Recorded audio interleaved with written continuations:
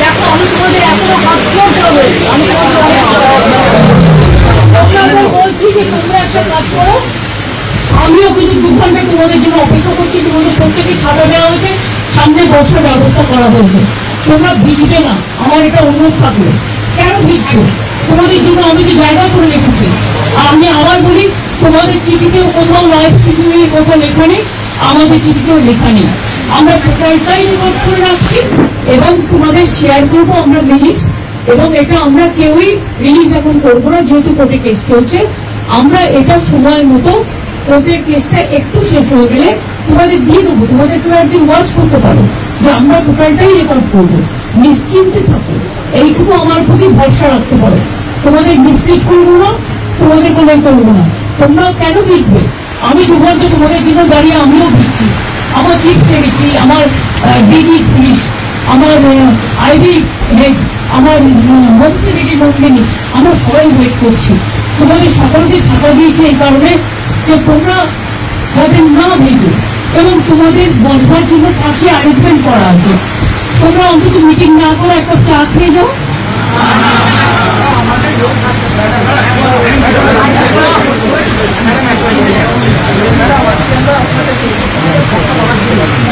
এসো না, আসছে না কেন? ভেতরে ঢুকছে না কেন?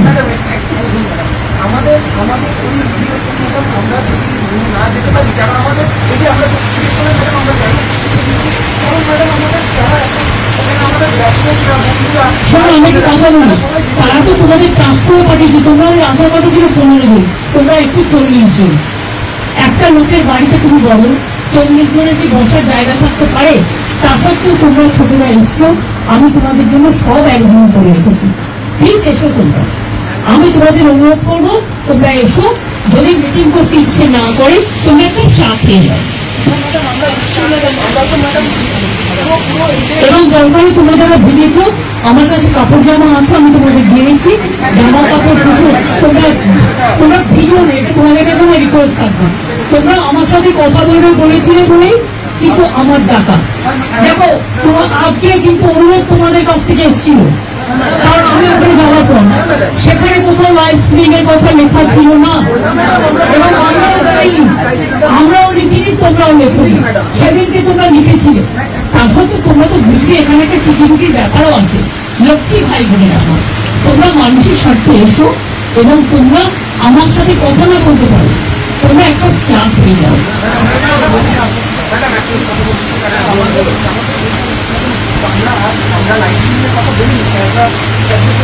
আমি তো তোমাদের বলেছি, যেহেতু কোর্টে ব্যাপারটা বিচারাধীন আছে, তোমাদের মিনিটস আমি করে দেবো, মিটিং এর মিনিটস করে দেবো। পুরো ভিডিও আমি আজকে দিতে পারবো না, আমি মিনিটস করে দেবো।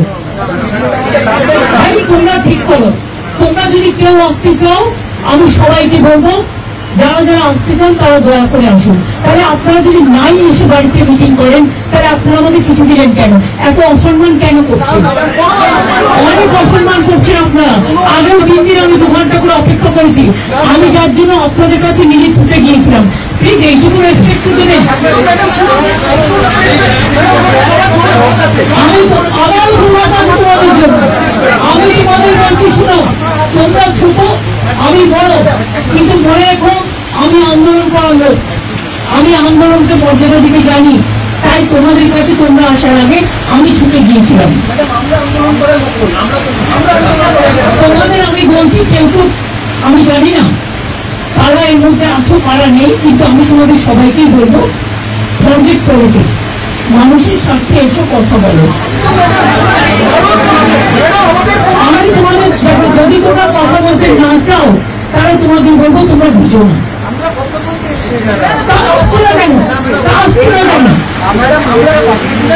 আমরা আসছো না কেন? তোমরা পুরো কথা দেখো নি।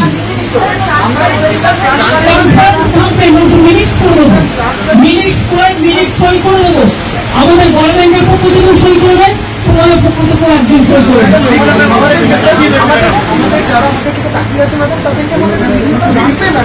ভাই তোমাদের সব ডিমান্ড তো আমি মানতে পারি না। আমি তোমাদের আগেও বলেছি, কেন আমি ভিডিও তোমাদের কাছে আজকেই দিতে পারছি না, আমি ভিডিও তোমাদের তখনই দেবো। আমি সুপ্রিম কোর্ট থেকে পারমিশন নিয়ে দেবো। আমি কথা দিচ্ছি, আমি ভিডিও আমরাও কেউ ইউজ করবো না, আমরাও ইউজ করবো না, আমরা ট্রান্সপারেন্সি মেনটেন করবো। দেখো আমি তোমাদের বলি, আমি হাত জোর করে বলছি, যদি আজকে প্লিজ এসো, কিন্তু তোমরা ভিডিও না, তোমাদের অসুখ করলে আমার খারাপ লাগবে, প্লিজ এসো। অন্তত মিটিং না করো, তোমরা আমার কাছে এক কাপ চা খেয়ে যাও।